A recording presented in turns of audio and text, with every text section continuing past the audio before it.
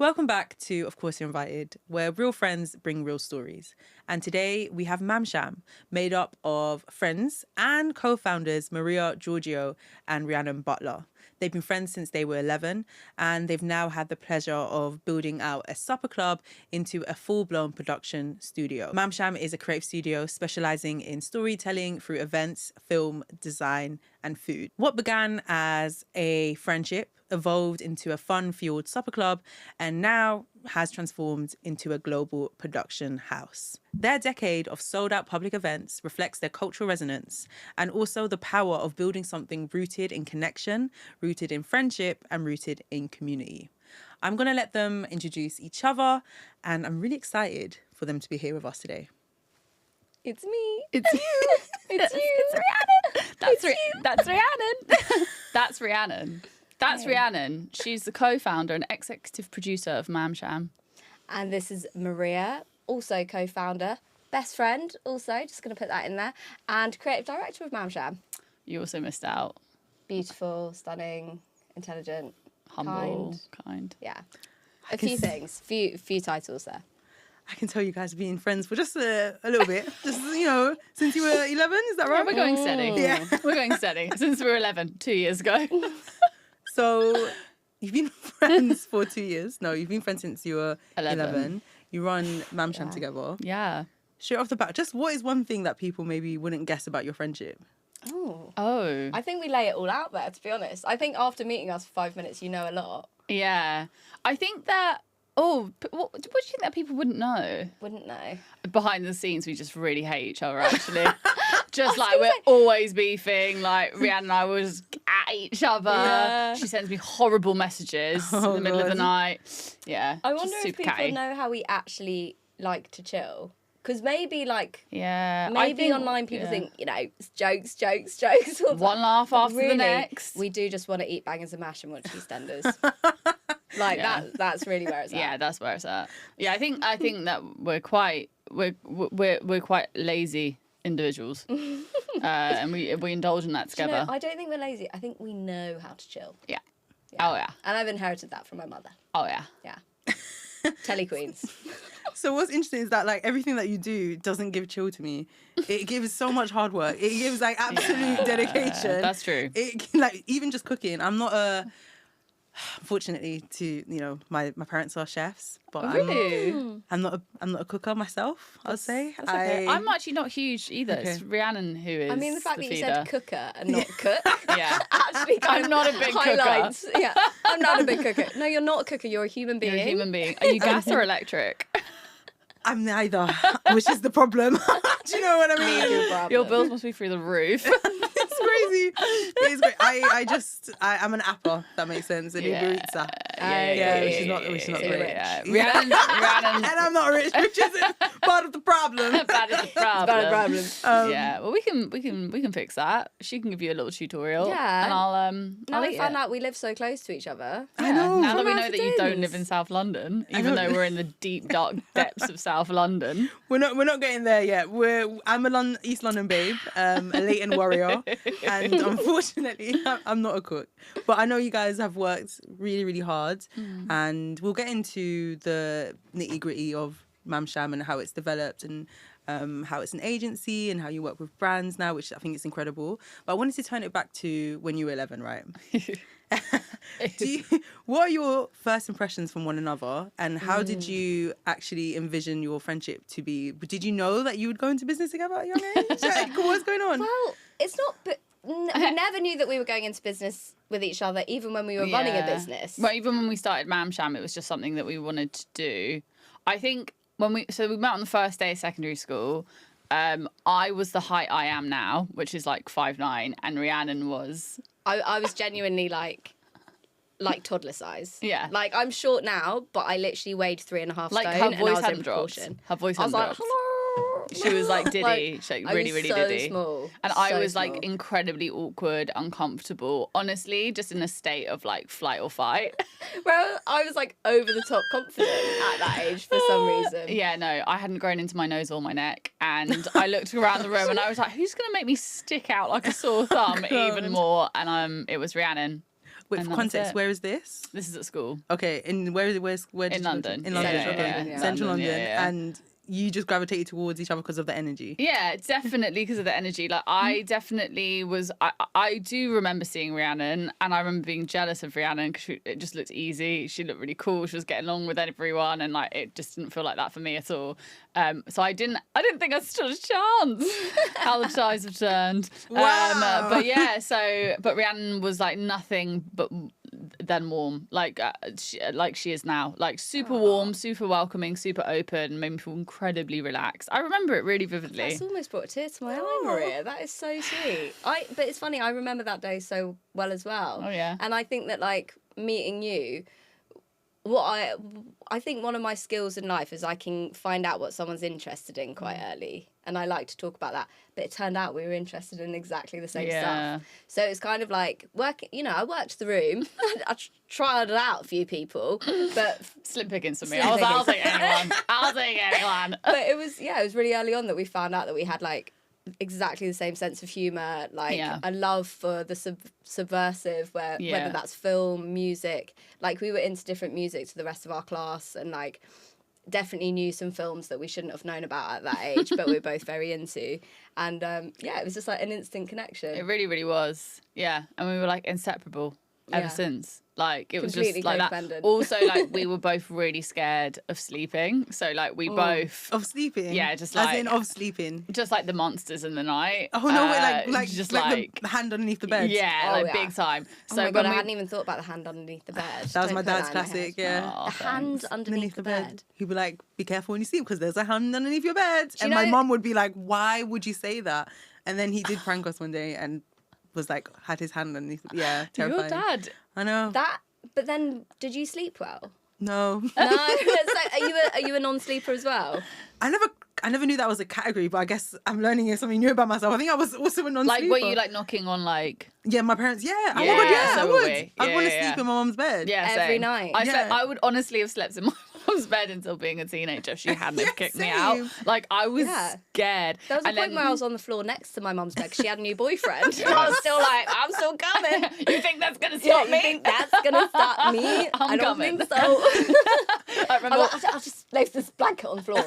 I'll just be down here. Don't mind me. I remember my mum being like, I'm going to sleep naked tonight, so don't come in, thinking that would deter me. I was like, I would choose my naked mother over like the Certain death. murderers. Yeah. Do you know what I Certain mean? death, yeah. Obviously slept on the edge. But anyway, so that was a weird one. But anyway, so me and Rhiannon basically were just like gagging for a good night's sleep as well. And so we would have so many sleepovers Yeah. where we would eventually be able And to. we'd be top to have toe some in a shy. single bed just to get that good night's sleep. Yeah, thank God for Honestly, I that. think I slept through for the first time when I did Yeah, a sleepover with honestly, Maria. it was Wow, sleep therapy. This is community. We at its don't get along at finest. all. We were just very tired. Just hadn't slept for like 10 we years. were just knackered. That's why we were so hyper. We were wired. Yeah, that cortisol That level cortisol was raging. through the roof. So you basically connected over a lot of different topics, including non-sleeping, including being subversive. Yeah. And then you managed to, I guess, like, use the comfortability in your friendship to start something new, right? To build a business, even though you didn't know it was a business. There's something that I think I definitely, I find inspiration in that so much. Because, when people talk about working with people that you already have chemistry with, like, talk to me about that process. Like, how did it go from we're sleeping over, we're non-sleepers, and now we have got Mam Sham, right? I mean, we always did stuff together. Like, we would my dad had like this old camcorder and we used to make like films and stuff. So we were always like creating and being From creative like together. when we were really young, like Exactly, 12, yeah. 13. Maria's been on the editing since we were I'm just we were on the little edit, teens. just in the studio, 12 years old. The VHS player. But we were always creating, but I think that I definitely grew up not understanding what creative jobs were. So I definitely didn't know how that could ever translate into work. And then the long and short of it is I left school, did an art foundation. I went to uni for like 5 minutes, dropped out, was really like trying to find myself and a job, wanted to work in advertising. Failure. Rhiannon, you had gone to university. Yeah, like I did. So I also wanted to be in the creative space and also had no idea. Like neither we were like butcher, baker, candlestick maker. Like we didn't know what jobs you could get. For clarity, we grew up in the Dickensian times. We actually do have quite Dickensian energy, I must say.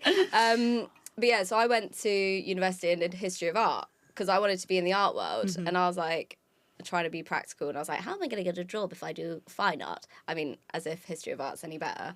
But ended up working in a gallery. With art history, you just need to make sure your parents own Sotheby's, which is what totally. like 99% of the art history students are like, right? Yeah, absolutely. And that's what, so I went into the art world I was there for like 4 years, but I just couldn't stand it by the end of it because it just felt like every single person, like I'm lucky, I'm from London, I lived at home and I could do an unpaid internship. But it got to the point where I needed some money and the gallery was underneath a restaurant. So I started working in the restaurant as well and then started like getting a bit of a feel for that side of things. And then we started doing events with the restaurant in the gallery. And my passion for art was wavering because all I was doing was selling art to horrible men that just wanted to know the resale price on things. And I'm like, buy it if you like it. But it was that kind of moment where both of us were a bit disillusioned, but also dipping our toes in hospitality and finding like we loved it. Like we loved the people that we were working with. We loved the excitement of the kitchen, learning about food. Yeah. It was the first time that we had like a steady income. Like it was a lot, like going into these like unpaid internships and then finishing work at like 5, 6 and going straight into it and working until the early hours. And it's like, I feel like hopefully that sort of thing is dying, but it definitely taught us about like a work ethic and like drive and all of those sort of things. But I definitely found myself having more fun in hospitality than I was in these internships where I was like treated like shit. And then, we were just dreaming away. And I think we just started thinking of fun ideas, what we would like to do. We knew we wanted to combine like food. We wanted to combine art in some level. We love comedy. We love laughing, And so this concept came about for this supper club. And we were like, right, let's do 3 courses inspired by 3 comedy acts. You'll watch a performance and then we'll bring out the food in like different vessels or whatever it might be that we've designed from scratch that acts as a, vessel for storytelling as well as for the food. But it didn't that feels like it sounded complicated. It was the easiest. Like we just transitioned into that. We were like, let's do an event. And we were just chatting and by the afternoon, like that was the concept. We were just playing. And it just was like, we were just playing. And I think that's like been the key to our relationship, our friendship. It's been play. Everything we do is playful. Like play is so important to us. Like we've completely infantilized ourselves like through play. But I think that's why we like our job so much now, is because it feels like fun a lot of the time. There's something about you said about play and process, right? Falling in love with the process and the fun of exploration, which is like the key for any sort of like, I think especially creative pursuits. I think the output ends up becoming the priority when business is involved, when money is involved, and it can just completely change the way you navigate with your practice. Yeah. So to hear how it feels like you've just naturally incorporated play into that. Yeah. People I don't think we know how to do it the other way, to be honest. Right. It's like, or at least at the beginning, like we've learned a lot about business. Like we've been running our business for nearly 9 years now, which is crazy. I say running the business. It wasn't really a business at the beginning, but 6 years of business, I'd say. And like it's all been a transition and like, it's been amazing having each other who understand each other so deeply and also understanding our processes, and that like playfulness is kind of an essential part of getting to the outcome. But also like, and that feels right for us. Like I've like, when you watch like documentaries about like artists and it's like I sit in my studio for like 5 weeks and then I like stare at the sea and then I like rip it up and it's all very slow and it's all very like, there's this sort of idea that for something to be good it has to be like laboured on in this like really sort of like over the top way, which I just have never got that at all. Like for me, like creating is all about having a conversation, getting excited about something and then just fucking doing it.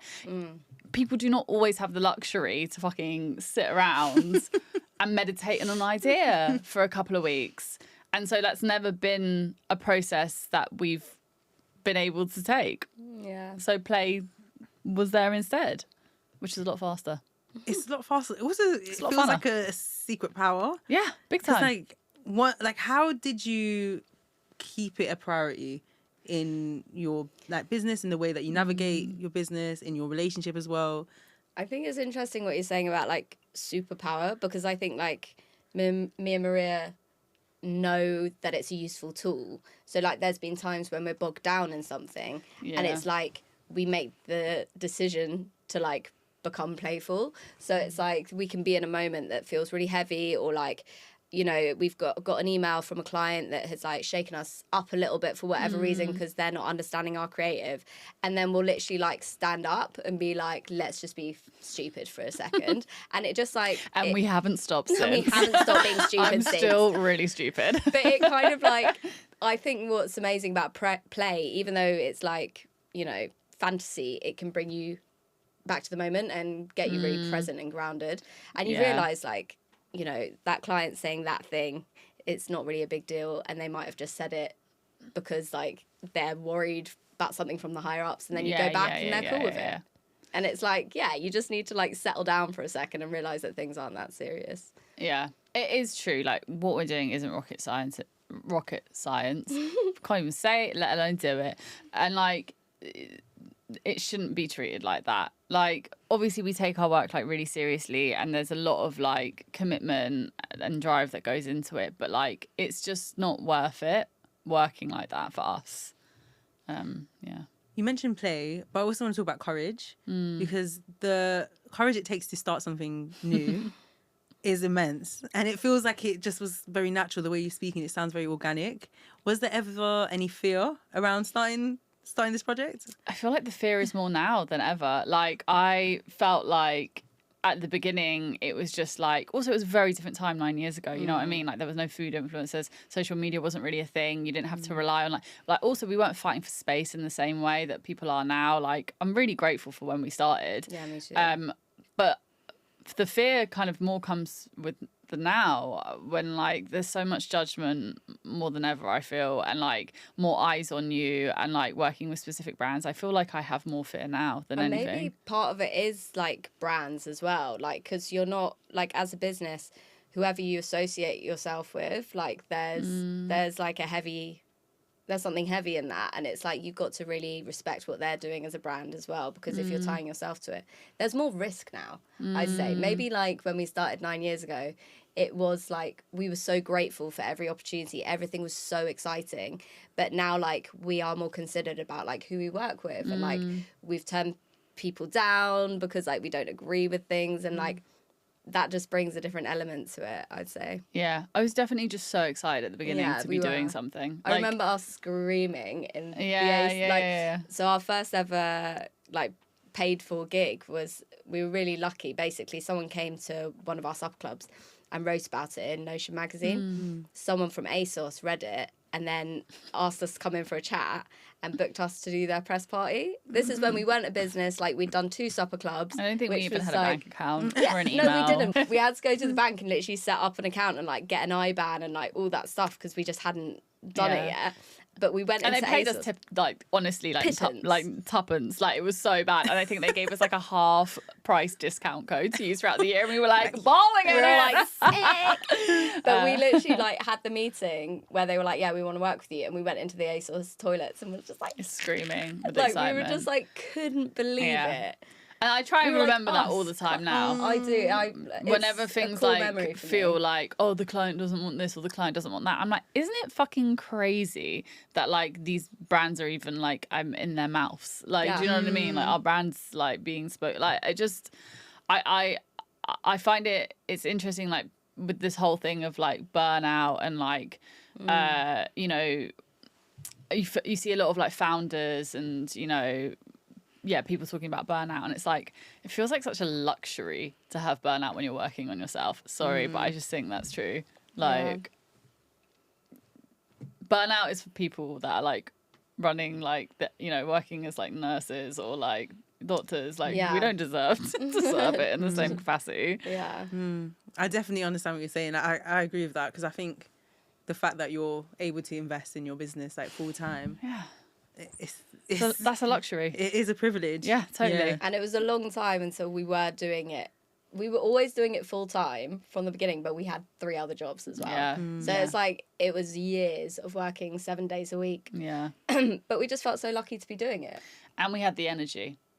Not now that we're in our 60s. We were young. My knees I can't can't take believe it. how young we were when we started. We were infants. How old were you when We you were in our started? mid-20s. Okay, yeah. But it's funny because we've always looked quite young. And so people would be like, God, like teenagers putting on these supper clubs. It is so impressive. And we'd be like, oh yeah. They think that we were like 19 or something. And we're like, cool. Just managed to squeeze in like 4 years in the art world and like a small like moment in hospitality.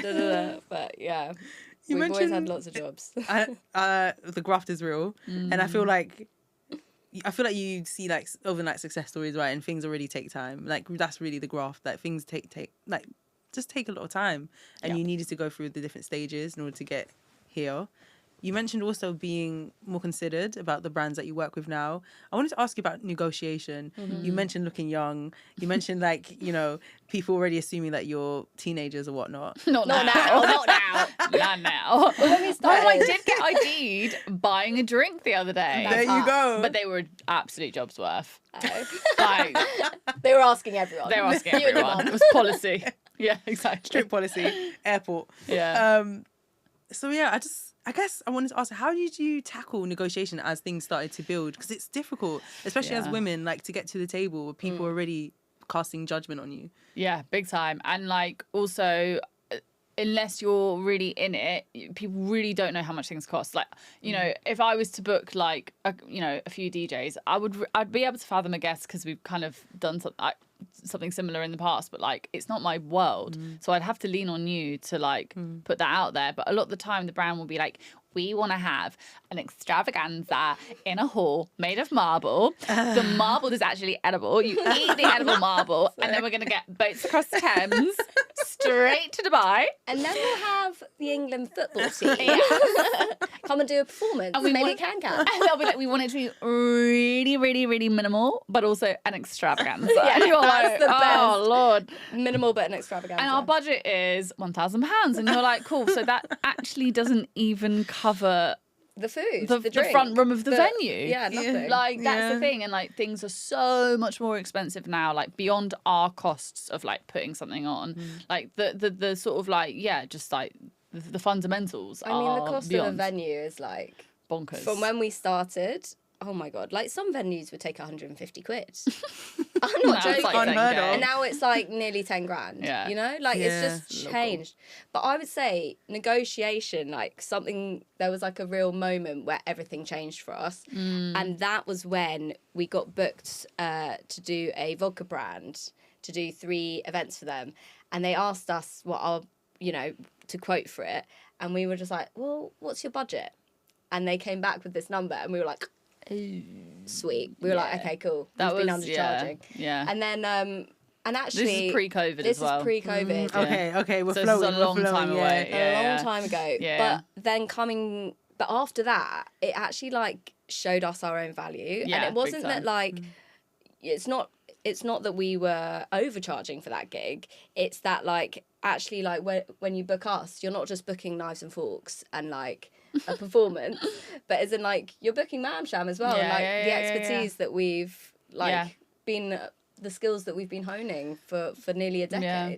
And it's hard because like you've definitely, we're really blessed at the moment that we've got a nice busy looking year coming up, but like there has been times where that hasn't been the case, especially like soon after COVID where nothing was happening and like things would come in and the budgets would be so low and you'd be like, well, it would look really good to have that brand on our sort of like on our decks, on our cred decks, but like it's not even going to break even. And it's interesting, all of those ones where like you barely break even, they've really never actually been that worth it. However, I am like a firm believer in like, even so last year when Rhi was off on maternity, I wanted to get into making like more visuals, more videos, that kind of stuff. And so I did loads of stuff for free. I like roped in friends. I like called out to like people that I was interested in working with.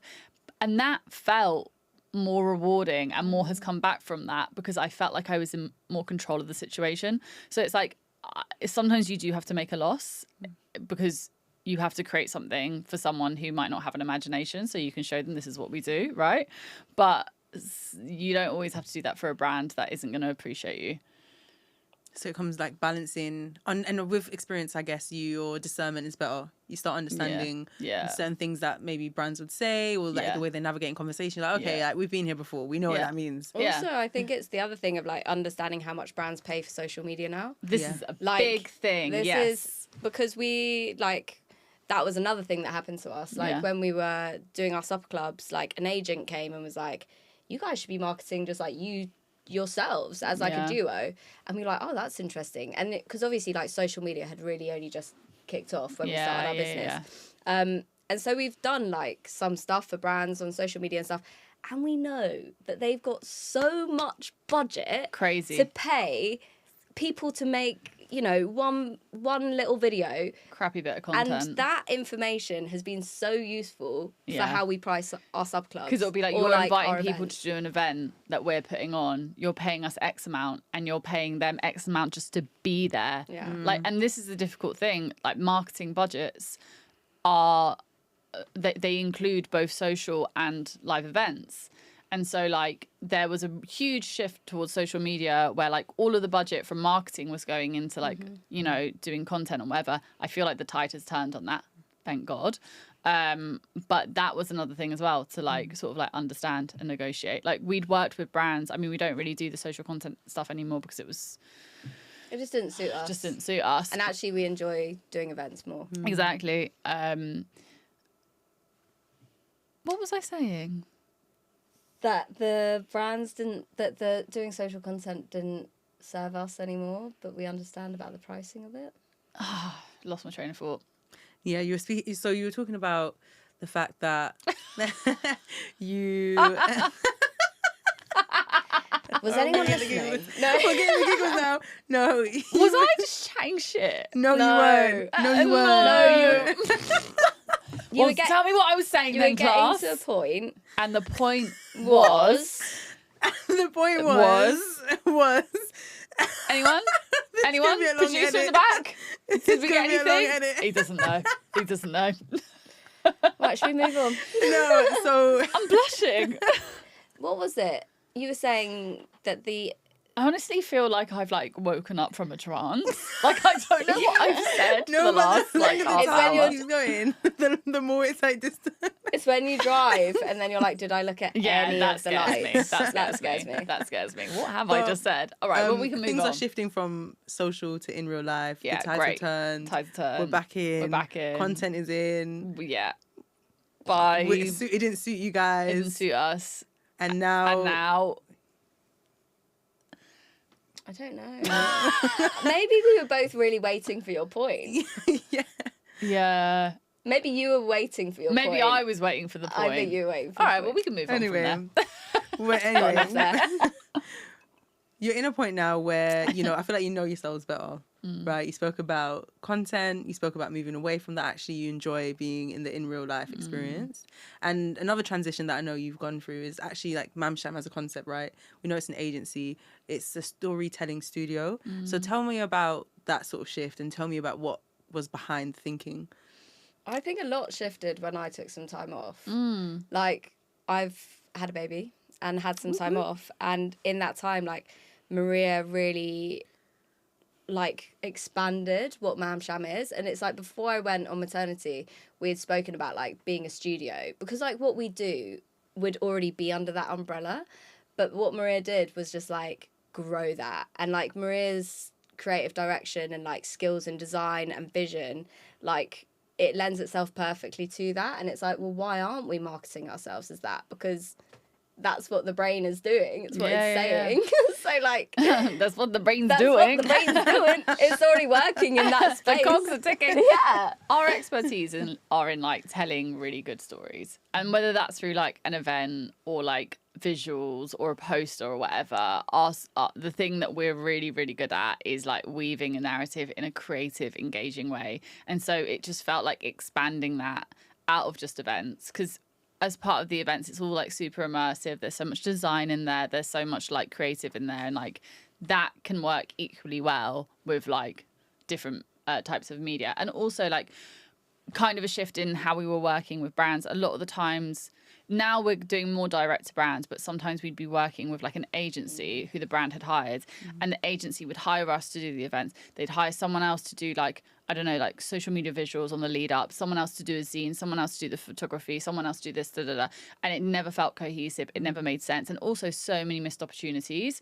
Also a very expensive way of working. Yeah. A very expensive way of working, and not necessarily always direct to creative. And so we noticed that sort of like gap in the market. And so now when we're working with brands, they might approach us to do an event, but we'll be like, cool, like what is this event for? So they might say, oh, it's for this new product that's coming out or whatever. And we'll be like, cool, well, we can like assist you in like, I don't know, creating like some visuals for your socials on the lead up to this, or like if you're going to send out like specific gifts to specific people, we can look at like really fun, engaging ways of like doing that. So it's just like harnessing our talents in storytelling across the board. Because we're really good at it. You're really good at it. Thank you. I obviously have been to a Mam Sham, and I've. It's been a minute though. It's been a minute. I've been to. I think I don't know. I don't want to say it was an early one. I think Maybe it was I a think mid I remember the one that you were at. Yeah. What was the venue? It was at venue? Oval Space. Oval Space, yeah. Oh, so that was Yeah. pre-COVID. Oh, was it? Yeah. It might have so- even been the COVID Was one. it the COVID one? Was it Friday the 13th? All I remember Super is. spreader event. Well, do you know what? I just remember it being bloody iconic because I didn't know what to expect, right? And I walk in, and then it's just like lights, camera, action. Yeah. The video. Yeah. There was, I was like, whoa, okay, we're doing production. Yeah, we're doing We production. had like just the way that meals were presented, Aw. and like the way that you can connect with people that you're sitting with, right? And Yeah. the music. It was just like so wholesome, Yeah. but also like wholesome, but like spicy. Do you know what I mean? Well, Yeah, that's- yeah, Like yeah, it wasn't yeah, like yeah, you know yeah, what I I mean? love Spicy that. wholesome. Because Spicy it's like we wholesome. want everyone to feel so comfortable, Yeah. and it's like I think because me and Maria are pretty good at taking the mickey out of ourselves as well. We hope that everyone can just like relax into an atmosphere Everyone of else like, is bloody doing it. We might as well too. but like yeah, like everyone can just relax into an atmosphere of like, you know, it's chill. You can chat to the person opposite you that you've never met before. People come to Mam Shams by themselves. Like it is just like But they never leave on they their never own. leave. They Yeah, never leave on their that's own. true. There's a lot of hookups at Mam Yeah, Shams. no, they really are. It's just a good vibe. But I'm assuming you've been to a couple of like brand events as well. Oh, you can't compare it because the brand events are so boring. But this is the thing, and like that is also where we come in, because we're like, brand events feel like content farming. They don't feel good. I've been to them as like a consumer, and we've produced them, and like I see the difference in it, and it's like there's this sort of idea that I think is rotting away, that like it just needs to look good on the phone. It just needs to look good on the phone the next day. But what brands don't realise is that all those influential people you have invited down to your event are all slagging you off. So stop true. working with shit agencies who are content farming your events, and start working with real creatives who are putting on events that people actually want to go to. The mind boggles. I'm just like, why is this still happening? And they spend hundreds and thousands of pounds. Like it's ridiculous, and they pay people to go there. It's just bonkers. Just put on a good event. It is my. And you hire said the Mam mind. Sham. Yeah. I am Mam But Sham. Finish the sentence. But that is what we're good at. And like we've done so many wicked brand events with amazing brands where like people come up to us and they're just like, you know, I wasn't going to come tonight, but this was incredible. Yeah. Da, da, da. Because like we know how to entertain people. It's literally like what we've been doing from the get-go. And also, it is that thing of like, we do understand, like, if you've got a brand ethos, that's what should be communicated to your guests. It shouldn't be your logo over and over and over again. You know, it's just like, if you've got something that you want to communicate, that's what me and Maria are good at communicating. Yeah. Whether that's like you want to be working on your community, or you want to be like harnessing creatives, that if that is like a core pillar of your brand, then like let's focus on that, Yeah. and not about like having a neon of your logo for everyone to take a picture with. You know? It's just they're so lost in the sauce sometimes. But that is honestly where we come along and like fix all of those. We need them to stay lost in the Boo-boos. sauce so they can come and find. Yeah. Well, brands We've are one got of the only toolkit. people who can afford to put on events at the moment. Yeah. So do it better. Yeah. Like, And it's sad as well. It's like, yeah, I really feel like brands have such a responsibility to be like putting on these events and actually just harnessing what people are doing already and not changing it too much, because you know there's so many supper clubs that are going on, and for the chef to even just break even, they're having to sell the tickets for like extortionate amounts, and then the guest walks away feeling dissatisfied because it's like, I just paid £120 for that, and that wasn't but it's like, no, but that's how much it actually costs to put on. And then it's kind of a bit of a lose-lose. So yeah, I'm calling out to brands to just put some money backing people that are already doing cool stuff or have great ideas, and let them do their thing. Well, the word of 2025 is community, and brands would hire agencies who would then hire, like, I don't know. Exactly. Do you know what I mean? But brands would hire agencies. Agencies would hire people who they thought that were tastemakers, who actually could be and probably were. But instead of letting them do what they do, they would be like, come and do it in the way that we want you to do it. And you're like, so in the way that no one's engaged with me before. It doesn't make sense. Like, lean into creatives. They're there. They're doing really well. They need the platform. Brands can do that for people. Completely. Like, just trust in the people who already are doing the work. Like, it just is Agreed. that. And you've been drawn to them because you like their work. Yeah, it doesn't make sense. That's the thing. It's crazy. It also, I always think about how, like, brands are we're all different, right? Everyone has their own brand language and identity. I mean, as humans, we're all brands now, which is cuckoo. It's so weird. But why are all the brand events the same? How can it all? How can it feel the same if you're all? Like, but I have a theory that there's all the brands, and you keep going to the top, and then there's this one guy who is just like the most boring old white dude that is just dictating, and he's just because you know there's always the higher ups. Where are they? They're up in that like office State up of there, mind. and they don't know what's happening down here. That's the thing. It's like the language about it. It's bureaucracy. It's bureaucracy.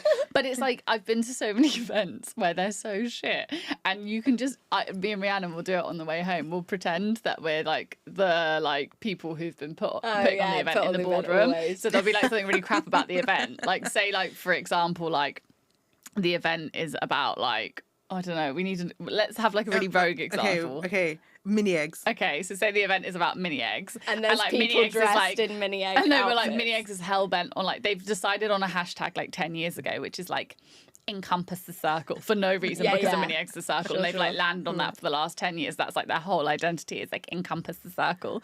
And then like at the event, because they're so like engrossed in this idea, they'll be like, I don't know, like everyone will be sat in a circle. Everyone will be sat in a circle. Like got a hula hoop. Or like, exactly. It's just like, and you can imagine them in the meetings like, so we're really pleased to say that the event's actually taking place in a circle. And in a circular building. Hashtag circles.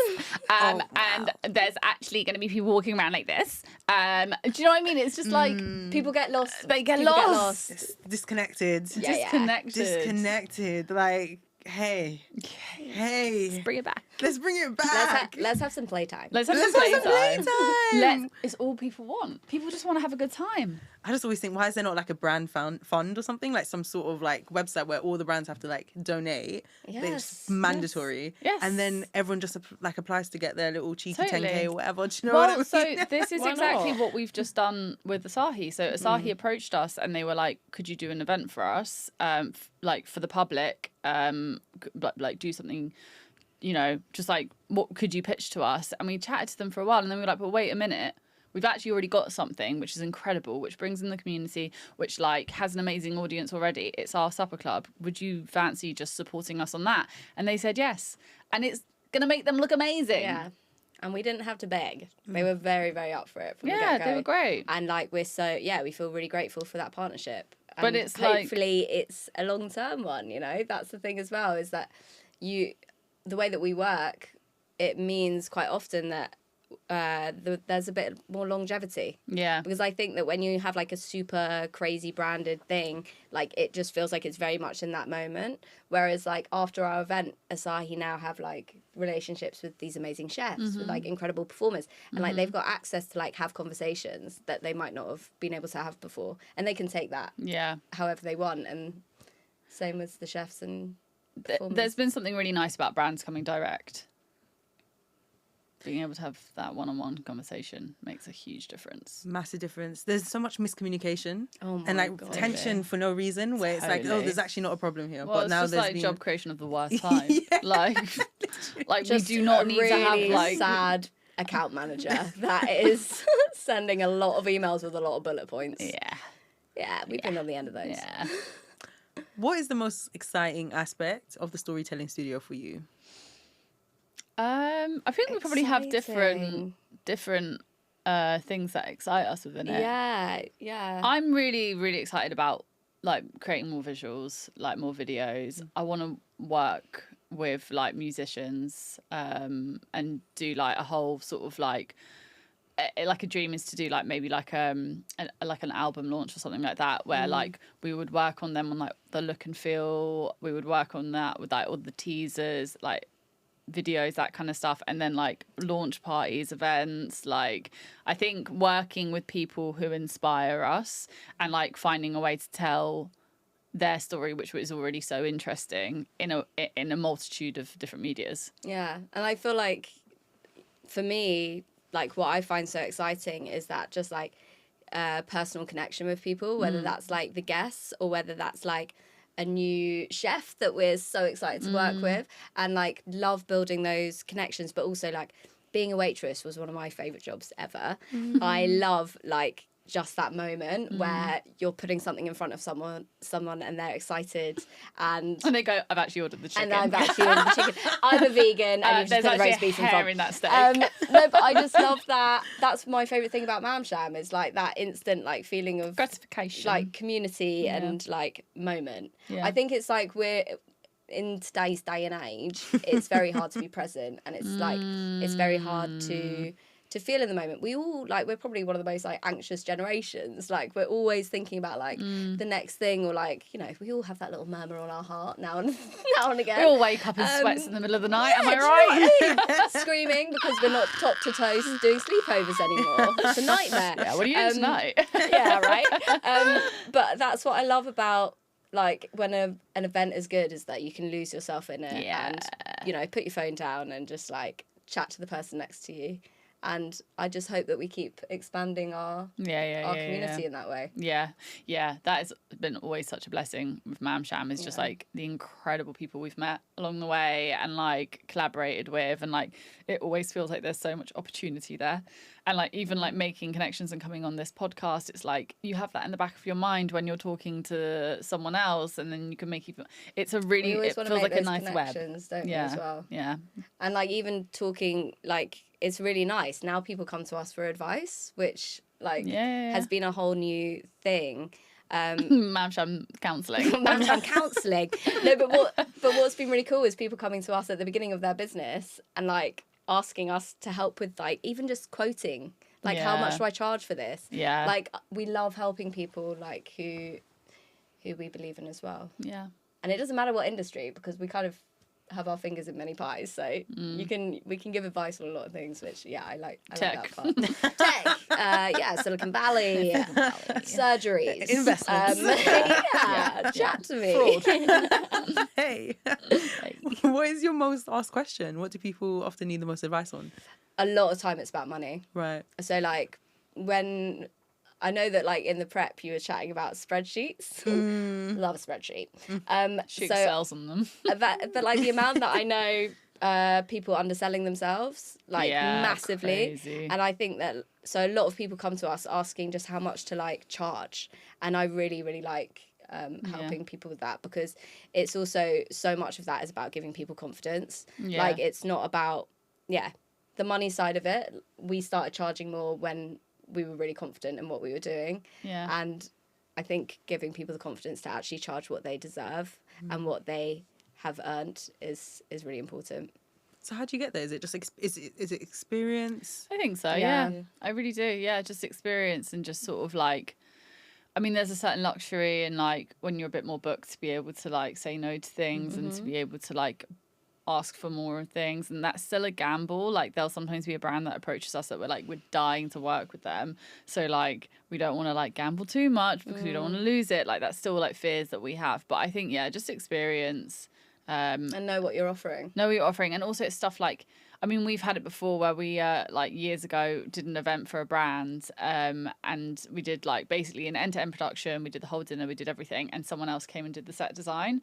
And a couple of years later, we found out how much they charged for the set design, and it was 4 times the amount that we got paid. Wow. Yeah, and it's like, so the money exists, the money always exists, it is there, but it's just like, you know, they knew how to price themselves, and we didn't, and that was a big one. Yeah. Yeah, ask people about money. I actually think that's a like sound bit of advice. Just ask people how much they have charged. Yeah. If you've got a business, if you're a DJ, find out what the rest of the lineup is getting paid, and like get what you deserve. Unionize. Yeah. Yeah. I'm like, why is there not a union for like freelancers? Yeah, there should be. Yeah. God, there's a million unions that we need. Yeah. Like, it is. Yeah, no, it's it's true. out of hand. Yeah, We'll be setting one up. We'll setting one up. Sure. End of play. Did you guys do a course in business? No. You just learned on the job. Yeah. It's But we both find it kind of interesting. yeah. And we like, yeah. And also, what's great is like we've got each other, so we we can all. We're not having those conversations in our head. Like we can talk everything out, and Yeah, then we we are also lucky. have like amazing people in our lives that we can also have those conversations with. Yeah. Like My boyfriend has a master's in finance. Yeah, we're not scared. Oh, We're not scared fantastic. to ask for a bit of advice. Yeah. But also we'll push each other. Yeah. In Yeah. we can do this. We can go bigger. We can ask for more. Let's just do it. Let's see what happens. A lot of it is like confidence. It's like recently we were pitching for something via a platform, and the platform wanted to do an event, and they didn't have any money, and I was like, you must have a link with someone. And they did. They had a link with a car brand that had a lot of money. So I created a deck for them. This is when Rhiannon was off. And basically did a whole like creative, like look and feel, sort of like what the event would be like, And there was a part of me that just had this moment of weakness, and I was just like, you know what, this platform's really, really big. The car brand's really, really big. What if they don't rate who we are? What if they look us up and they think that we're just like 2 stupid little girls? So I didn't put any branding on it. I didn't say that it was from us. I didn't have anything like that on there. And the car brand came back and they were like, yeah, this looks great. Like, want to invest in this. For some reason or another, the platform couldn't work with them, so that never ended up happening. And like, we basically lost a contact that we could have then had with that car brand, because I had just like had a moment of weakness and thought like, well, they're going to think I'm an idiot. But they were willing to part ways with something ridiculous. It was a like quarter of a million quid. Yeah. And from an idea that we had presented, but I will never get that link now, because I just like didn't feel confident in that moment. Yeah. Which The is hindsight. it's so stupid. It's so much of it is a mental. Yeah, and I would never do that now. Like, it feels so crazy No, to but me. it's so relatable. I think anyone listening will be like, oh yeah, like Yeah, we've all done it. we've all done it in some I was like, shape oh, or they'll form. go on our Instagram and they'll see us being like funny and silly, and they'll think that like we're not able to do that, and and it's like the opposite, you know. And yeah, so don't just back yourself. Yeah, like, yourself. Massively. yeah. Where does the confidence come from? Do you know what I mean? It comes and goes. I feel really Yeah, that's confident true. in our abilities. Well, I can't speak for like what you feel like not confident in, but I would say that like I feel really confident in what we are able to pull off, what we're able to do, what our vision is. I sometimes my lack of confidence comes from what someone could perceive me as incorrectly. That's the thing That's always that been ties our me up a little thing, bit. I think. Do you feel the same? Yeah, like I think. Well, yeah. I mean, you know the things that I've said to you. Yeah. Like I've always. You know the thing. You know my deep dark insecurities. No, but like. Fucking hell. Bloody hell. No, but like it's the same thing, because like sometimes people do get us wrong, but actually Often. it doesn't matter. Do you know how many times people say to us, we'll do the whole event, we'll do everything, and they'll go, this is a great event, so who does the work? And we'll be like, Yeah. who do you think? Or the We amount get of asked times people all the think time. they're like, how come you're not sitting down? And we're like, because we're running it. Yeah. Like people just, but also that's people that don't know about events. Like the brands that hire us know about events. So, But it's also not worried about respectfully, again, this is going to sound like arrogant, but I'm going to say Say it it. with my chest, and then I'll go home and be very anxious about it. But what we pull off, a team would have to do. If you were going to hire an agency, a team would have to come in and do it. And we do it, just us two. And I think we make it look so easy that it isn't believable. Maybe that's it.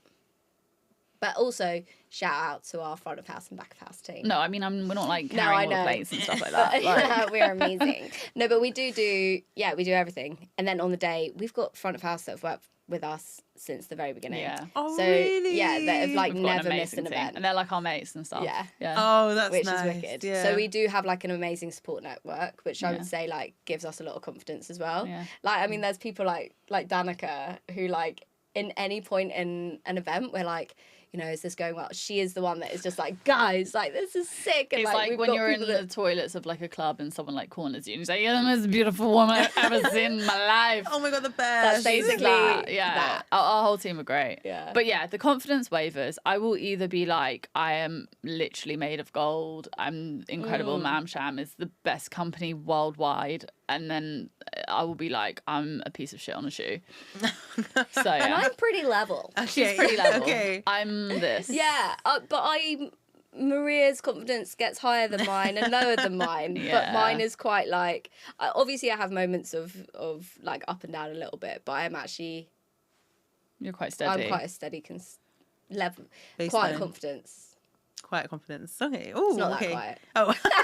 And I'm like constant tears of happiness and laughter. Okay. But okay. then sadness. Yeah. Okay. You know, like it's a roller coaster. Yeah. I mean, I do relate to that. Yeah. Do you know what? It's just so interesting when you were speaking about growing up, right? And feeling quite awkward in school and connecting with each other. And now being here where you guys clearly are confident. You clearly are, you know, very outspoken. Yeah. You're articulate.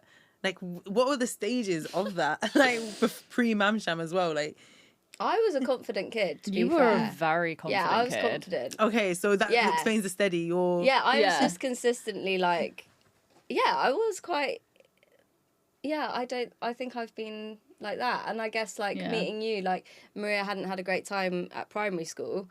There was some very horrible people, which is Yeah. not cool. They're so not Kate- cool. And I'm going to name names. Yeah, your name names. I want a dress. Yeah. Oh my God, Fuck you no. I guys. actually bumped into one of their sisters the other day. No. And I was literally like, ugh. Yeah. And they're doing really well. I was like, fuck. Did you talk to them? I was like, hey, how are you? Yeah, You know, like in my back head, to I was that. going to be like, da da da da. But I was literally like, how's it going? Oh my God, you look so good. Yeah, you I love look your amazing. jumper. How's that bitch of a sister? Hope she's dead. But yeah, so Maria wasn't that confident when we started No, I secondary school. But I think that because we were such a pair from the beginning, like we Yeah. spent so much time one-on-one. Yeah, Rhiannon really like allowed me to be confident, like in a big way. And I also realized that like humor was my superpower. Yeah. Because I was so awkward and I just But didn't you're feel still great in my coming out with body. the gags. But like I was gag after gag and then like I made friends that way as well. But yeah, it's honestly it's such a journey. I definitely feel like I was weirdly like incredibly confident in my 20s, like in my Yeah, sort of you like had a moment. Everything switched when you were like 20 but like or a little something. bit too confident, I would say. Like I look back on some of the shit I did and I was like, oh yikes, like maybe I shouldn't have felt that good about myself. Hey, hindsight. And now it's like mellowing out. So Okay. quite But your 20s are for that. yeah, 20s Yeah, I are mean, you're- gosh, yeah. there's so many moments where I'm like, oh my God, I definitely thought like I was... Queen Bee. Yeah, do you know what I mean? It's embarrassing. It's so embarrassing. I can't. Oh no, it's how God. we used to go to clubs. I feel like we thought we were so sick Yeah. in like our 20s and Yeah. early 20s. We're Yeah. still sick. I It's still fine. think I'm sick Yeah, in the we're club. In the I will say club. millennials know how to dance better than Gen Z. 100%. Sorry. And the longevity, Singing it. you'll be out the whole night. I can't testify Yeah. for that because I'm not a good dancer. Yes, you are. Okay, I We just saw it live. The drop and the peak. She lifted me up. She lifted me up. No, but there is something really sweet about the dynamic because I always think that it's sometimes takes someone else to see a quality and trait in us before we believe it, right? Totally. And we have that so much. Yeah. Right. And I can see that. Like there's moments where you pick the person up, the other person picks you up, and you're able to like really balance each other out. Yeah. And it's funny because so often we're surprised by the other one. We're just like, you think that about me? Like, that's so nice. Like, we're just, we're lucky we got that. I like Rhiannon. Rhiannon's like an anchor of security. Like, going into business with her is like, nothing can go wrong because I'm like, she will be fine. I wouldn't tell her if I it did. will be fine. You know what I mean? Yeah. So, like, it gave me that sort of, like, it gave me a structure, I think. That's nice. Yeah. I just hide all the bad stuff from her. Oh, yeah, it's true. I'm happy to carry it. It's true. Right, It's right. true. Yeah, no. Like, there was, like, this is such a good example of, like, how this is. So, like, years ago, I think it was, like, actually, when I was just started working in a bar, you were already away, and then we went on we went traveling to Brazil together. Oh yeah, and we went to this incredible island, which was beautiful, just like really remote, incredible, and we were staying in this like I said, super remote area, just very, you know, sort of. It was hardly an island. It was hardly an island, but like, how would you describe like the hostel? It was just very. It was just like a wooden hut. It was just like a wooden hut. With it was bunk really, beds. really simple. And we Two went interconnecting rooms. Yes. Okay. So it was like a roof and then like a partition like that, but not all the way to the top. And then 2 bunk beds here and 2 bunk beds here. And we basically went to bed and I was like, oh my God, there's a huge spider on the roof. Like absolutely huge, like this big. And I was like freaking out. Like Freaking the size out. of our head. And I was like, we can't sleep in here. Like, we're really messing up. It was also laying eggs. It was laying eggs. It was like doing that Oh, thing nah, with its butt.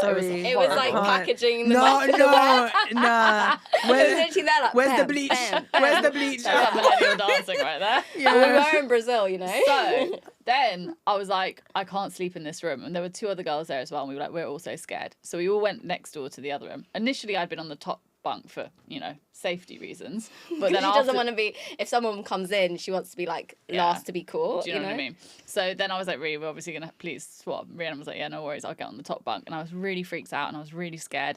And we basically went back into the room. We couldn't see where the spider was, but we were like, it's going to be fine, Anyway, it was like really late at this point. I'm finally getting to sleep. Finally settling after my wailing. And Rhiannon's on the top bunk. And I hear the girl who's like in the same hostel of us go, oh my. And Rhiannon just goes, shut up. And basically, she had been sleeping directly under the massive spider. It was literally there. It was just there, but I was like, You're like, this is life. We're just going to have to deal with protect that. me. Because I didn't want Maria to know there was a spider in the room. and did you ever find out? Well, yeah, because the girl said, girl oh my said, God. oh my God. So But how then did you sleep? I don't even know what we did at that I think we point. might have moved back into the other room. I know that I had to sleep with my sleeping bag over my face because I was so worried about the eggs falling in my mouth. Oh, It wasn't about my the spider, God. it was the eggs. Because that was it. It picked up the eggs from one side of the room. Wait. feels like she's making this How up. big are these? How big are these eggs? Pretty big. Like I mean, a they're not chicken like egg. chicken eggs. A Clarence like, Court. like frog spawn. Like frog spawn. No, they were not Sorry. that big. Mate, I was close to that. Yeah, that's fair. was Sorry, that is close. like That's making fair. me I like really can't literally say. gag. No, it was disgusting. It's Oh, when everyone God. But that's stops what I'm listening. saying. She's You're a she's real a life sacrificial lamb. survivor, and also you're not even A just a real life survivor. survivor. You're expanding survival into everyone in your like Yeah. environment. Well, Yeah. I You're like, hope we're all so. gonna survive. We're all Yeah. gonna survive. Yeah, you need me in a zombie apocalypse. Yeah. I'll So sort if you out. ever accidentally murder someone, Rhiannon is the person who You will will help know. you. Yeah, I think Right. about that. Yeah. Bam, bam, Bam, bam. you've got the And also, strategy. even if you're panicking, and like for example, we've got the DNA everywhere, Rhiannon will be like, "It's fine. Like DNA is not that like good these I'll just lie. days." Like, Like, we don't even need like honestly. I heard that they don't even really test for fingerprints these days. I'll just be like, look, I'm gonna put mine on as well. So we'll just like get it all a bit messy in here. Yeah, It's gonna what be I'm a hearing show. is white lies. Do you know what I mean? Yeah. And sometimes you need someone who's gonna. sometimes I know when Well, she's I'm, lying to me. I'm terrible at lying, but I will lie to Maria if it protects her. If it protects her sanity, I'll do Yeah. it. I love For the fear, I'll do it. I'm on a knife's edge.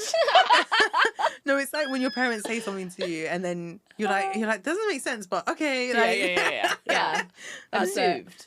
Yes, Soothed. that's soothing. Oh, well, we're getting to that part of the show where I want to give you the opportunity to say something that you're grateful for to the other person. something that maybe they need to hear, maybe that you haven't been able to express, or you express all the time. But I just thought I would give you that. I'm grateful for the mini X. Yeah. I mean, I know Maria's favourite cake. No, that's not actually what I'm grateful. I mean, I am grateful for that.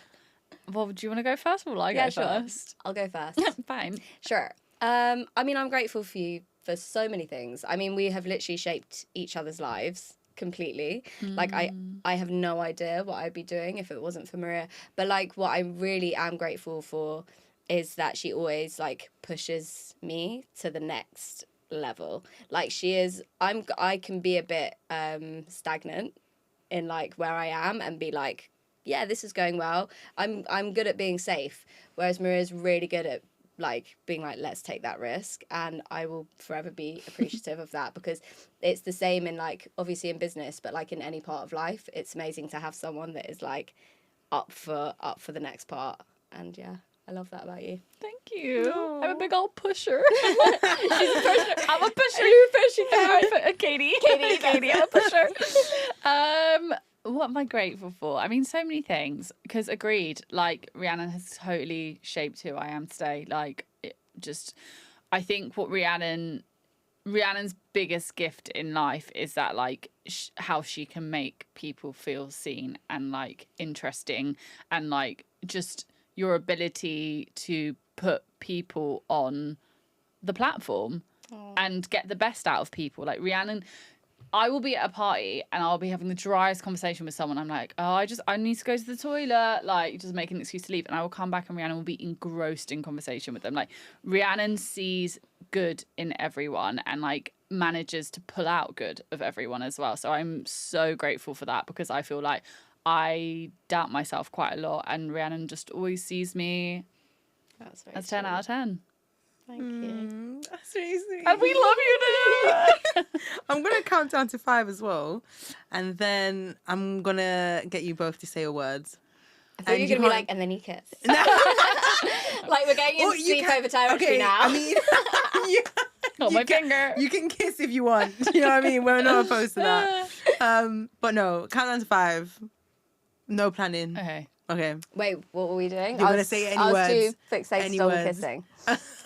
No so kissing. we're just saying any words. Any words. I actually am going to try and like communicate. Okay, you're going to communicate. Okay, you can try and communicate. It could be anything. Word? Yeah, it could be. It's just the words. Okay. No talking. Are you guys ready? Mm-hmm. Okay. 5, 4, 3, 2, 1. Encourage. I think it's your pigtails. The communication with the eyes has failed. I was distracted. I'm like the little rabbit. But if you think about encourage. Rabbit. Oh, you know, we actually do play guess the card quite a lot. We do. So we have worked on our. Do you want to play a quick round with us? Okay, so you've got to think of a number between 0 and 100. Okay. I've got the number in my head, so I'm communicating it. Okay, fine. Okay, we're gonna say it on the count of 3. Okay. 1, 2, 3. 47. Oh! What did you guys say? I said 57. I said 47. 79. Well, you with me? Oh, anyway. Yeah, okay. I really want to get that right. That was nice. Got a real thrill from that. From like shaking. Well done. I just want to say thank you so much for coming on. Oh, it's been such a pleasure. I honestly, this is like I've enjoyed this interview more than like any interview we've ever done. I think. Yeah, no, for really. Sure. Yeah. The questions. You're so good at this. Oh, you're getting to the core. Yeah, you really are. We're getting through the onions. It was like therapy, but in a nice way. Like we really covered everything. We had a rant. I lost my train of thought. We all lost my train of thought. We all lost. We got emotional. We got happy. We got sad. We got angry. Like we really covered all bases. Of course, basis. Right to the therapy session. Oh, welcome. Anytime.